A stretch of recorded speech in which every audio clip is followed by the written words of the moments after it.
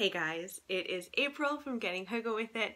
Today we are talking all things Booktube, and we're talking about how to create and start a Booktube channel, and if you've already started one and you're a smaller booktuber, ideas that might help your channel to grow. And this is just basically what I've done. I am by no means an expert in Booktube. Come on, we both know that. But I do think that I have had some successes, and I think that I've learned a few things having a channel for nearly a year now. We're not quite at the year mark when I'm filming this, but I wanted to share them with you. So let's get into it.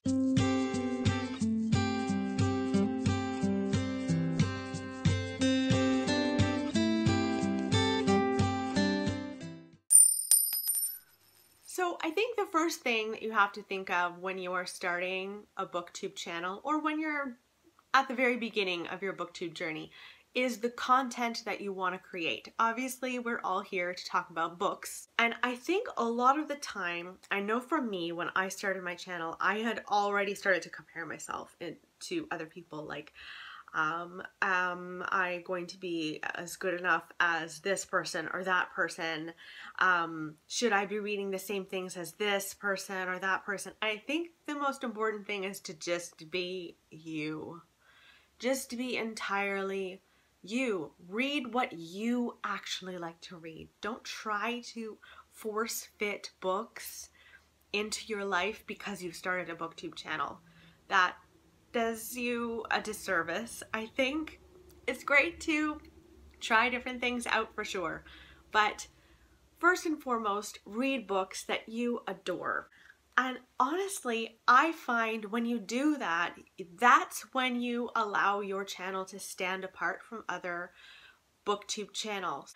Now, the other thing that you might be struggling with when you're first starting a channel is, how am I going to populate this channel with enough videos that is interesting to people? So what I did was I broke it down into what types of videos are people making that are recurrent.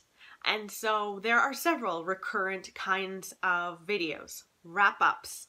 This can be monthly, some people do weekly. I personally do monthly wrap-ups, which is the books that I read in February or the books I read in March or what have you. Those kinds of videos are really great because people get a sense of what you think about a book.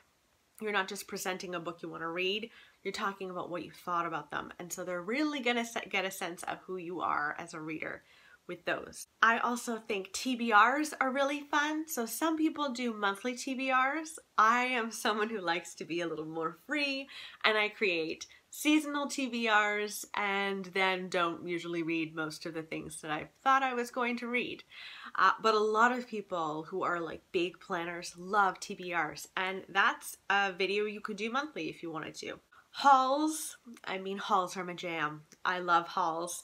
So whenever you buy books, create a little stack for yourself and then haul them. You can do them monthly or seasonally or what have you. You can do library hauls. You don't need to go and buy the books. You can also go to the library and be like, here's what I just got from the library. I personally love those videos, and I love filming those videos because it's like these books have so much promise. Some of them are going to disappoint and some of them are going to be amazing. I personally like them. Tags are wonderful when you're just starting out on Booktube because it really introduces you to the community, and then you can always do book reviews. You can do individualized book reviews, or you can review authors that you've really loved and their body of work, and just come up with different kinds of videos that you would want to do. I personally have a little notebook that I write all of my ideas of kinds of videos that I think would be fun. And I don't go into detail about them. I just say, hey, I'd like to talk about my decor books and my makeup books and books that changed me, and just random things that come to mind, and I write them down, and when I feel like doing that video, I'll do that video. Now, I have to say that I personally think that I would do 3 videos in particular in my first week if I was starting a Booktube channel again. The first book that I would definitely do is a book haul, because there's something about a book haul that gets you excited about books, because there's this promise of new books, and I think that's infectious. The second book video that I would do is a wrap up, like a monthly wrap up or weekly wrap up, or however you're going to do your wrap ups. I would do that because it really does get to show your viewer like what you thought of a certain book, and you know, also you don't always have to be pleasant about what you thought about a certain book. You can just say straight up what you thought about it. And then I would also do the Booktube newbie tag. If you do any videos at all out of those three, do the Booktube newbie tag, because booktubers, I still constantly look up Booktube newbie tag, and then I sort it and I get to see like the very latest people on Booktube, and it's really nice, and people will reach out to you and connect to you, and it's like the most welcoming tag, and you'll get tons of comments, and it's just really, really nice. So I would definitely do that. It kind of puts your channel on the map and lets the whole community know that you're there. And then I would also download this certain app that I found months into having a Booktube channel, and it's called YT Studio. It's YouTube Studio. And that app is really awesome for finding out what people liked, which videos people liked and which videos people didn't really like. And so it was because of that app that I was able to find out how many people had gone and watched my review on It by Stephen King. I had a very mixed review. But that's still by far my most popular video, and sometimes it can help you to know which videos are more popular. I hope that you don't make that like the deciding factor on which videos you make, because I'm not making another Stephen King video because I'm not a huge fan, even though it was my most popular video. So, but I do find it helpful to know what people are liking. Okay, so now I want to talk to you about the look of your YouTube channel, where you're filming.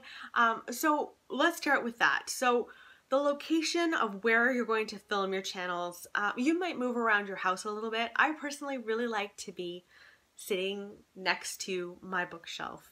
And I like it because personally when I'm watching videos on Booktube, I really like to kind of look behind the person and kind of browse what they've got and see if it's kind of like what I would read. And I just think it allows people to kind of get to know you a little bit better by what you have on your shelves. Now, in back of me, I don't have this incredibly well planned because this is basically all historical fiction, and you're missing all of the thrillers and horrors up there, and nonfiction and all of these things, but it still gives them a little bit of a hint. So that's what I do. Everyone is different and will do different things. I would also really recommend light. Let there be light. Like, if you can film next to a window during the day, that's ideal. Today is a really, really dark day in Canada. I am still next to a window, and yet I also have the overhead light. So, but just make sure that there's a lot of light so people can actually see you, and it's not like you're in this dingy cave. Nobody wants that. Now, I personally don't have any snazzy contraptions for filming. I don't have those snazzy lights. I don't have a snazzy camera. I'm using my iPhone right now. I have the iPhone 6, and I bought myself one snazzy thing, and it's a tripod that has this latch on top that's specifically for phones, so that I can slide my phone in onto the tripod. I don't have to touch it again. All I have to do is press record, and then we've started. I also use the self-facing camera so that I can see myself and make sure that I'm in shot. It would be really crappy if I had started my video and it was over here. You know, nobody wants that. So I have it self-facing, but the only thing with self-facing, and I see this a lot on YouTube in general, is that a lot of people spend their entire video doing this and looking at themselves, and they're talking about their books for 5 minutes, 10 minutes, 20 minutes, and I never get to see them. And I would rather see them and see them connecting with me with their eyes than see them looking at themselves. I understand the desire to do that, and I definitely glance up every once in a while, but I would really much rather talk to you and you to see me, and let's like this conversation. So it's just a little tip when you're doing your video, just to look at the actual camera on your phone and not the picture on your phone. Just ignore the picture. The other thing that I do when I'm filming is, the first thing I do when I'm filming is I press record, and then I do my thumbnail. So I might hold up a stack of books, I might pose, but basically this is pose moment. And you're filming it, and later on you can slow your video down and just grab a screenshot, and that's how I get my thumbnail. And thumbnails are so important because it is the window of your video.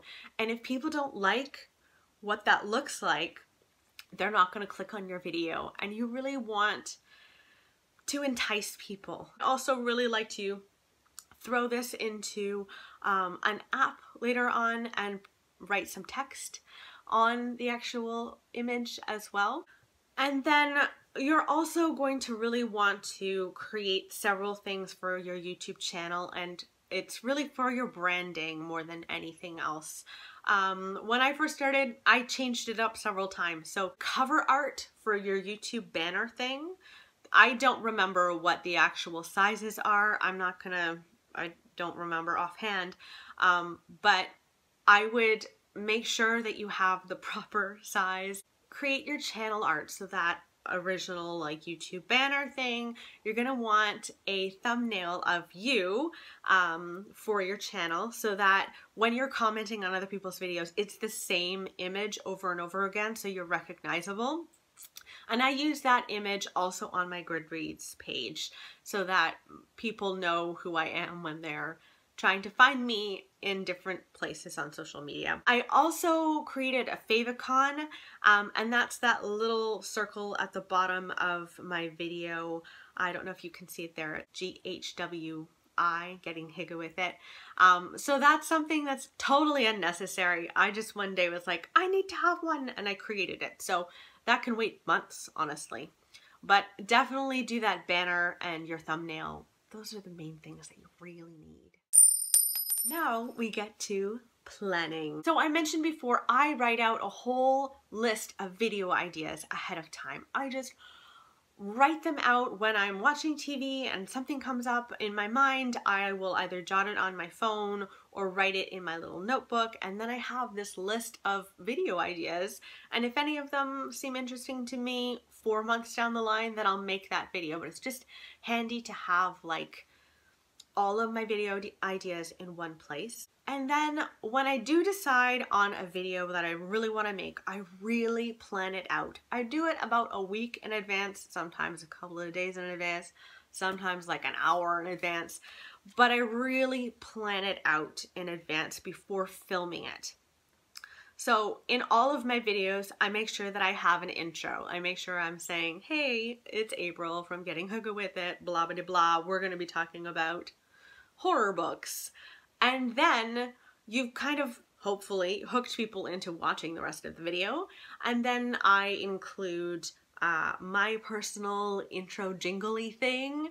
That is entirely unnecessary. You don't have to have a jingle. I am just a little obsessive and wanted a jingle for myself. So I have that. And then we get to the meat of the video, which is talking about the books. So I will talk about a book, and I'll also have little notes about what I wanted to say about that book. If I'm doing a wrap up, I'll talk about what I liked and didn't like about the book. And then I also make sure at the end of my video to have an ending, and it's not just over when I'm finished talking about the books. I personally like to ask a question. My questions are usually questions that really allow me to get to know my viewers. And also it's secretly questions that might help me boost my TBR, which is already enormous. But sometimes someone will say, oh, you know, I just got The Orphan Train or something, and I'm like, oh my god, I love that book. I need to go and buy that book. I just really like asking a question and really getting to know my viewers by asking something. So the next part of planning is planning out how often you want to do this thing. How often do you want to film something, edit something, upload something, and be commenting? Do you want to do that once a week? Do you want to do it once a month? I personally committed myself in 2017 to doing videos 3 times a week. I have to tell you that I think a lot of my success, that I consider success, is because of the frequency. I really do. I posted 3 times a week in 2017, and I posted on specific days, Monday, Wednesday, and Saturday at 6 a.m. Eastern Time. That's when all of my videos would go out, and people could bank on that. Now, that became too much for me, and I knew that I only wanted to do that for 1 year. And so now in 2018, I'm posting twice a week. I am posting on Wednesdays and Sundays at 6 a.m. Eastern Time. And then once in a while, if I want to do a video that's kind of urgent, or something I need to address really soon, I'll just throw it out there. I don't know if that's the best idea or not, but it's what I'm doing right now, and it seems to be working. The way that I'm able to organize all of this is I just honestly got a little Google Calendar and started to write out which videos I wanted to have out there at which days. And then, okay, filming. Filming is going to just be awkward sometimes. If you can imagine, you're just talking to yourself almost, or talking to a friend. It does help a little bit, but I make all sorts of mistakes. I stumble over my words and have to like go back and try to say that sentence over again, and it's a bit frustrating sometimes, but that's why I love editing so much. I hate actually editing, no one likes it, but at least it's like a saving grace. So to edit, I use iMovie on my iPhone. I think iMovie is now free. When I first got iMovie, it was not free. But I believe it's free now. So I just import my video and kind of get to work. You need to play around with iMovie to get to know everything. I would suggest like just looking up how to use iMovie on YouTube, and tons of videos will come up, and that's kind of what I did. I just looked that up and learned the basics of video editing and then tried it for myself. Now, I knew right away from the beginning that I was going to do cutaways. I'll insert some examples of cutaways, and that took me a little bit longer as well to learn, but that's just the basics of learning iMovie. I definitely recommend you go onto YouTube, look up iMovie tutorial, and everything will come up for you, and it's just trying it out and you will get there. I don't have tons of advice for editing because it really is something that you just need to get in there and try out. And maybe the first time you edit, you just edit over and over and over again until you kind of learn iMovie or whatever editing app you decide. If your work is not done, you have to upload it to YouTube, which iMovie allows you to do directly, which is very, very nice. If your video is under 15 minutes, you can just upload it right away to YouTube.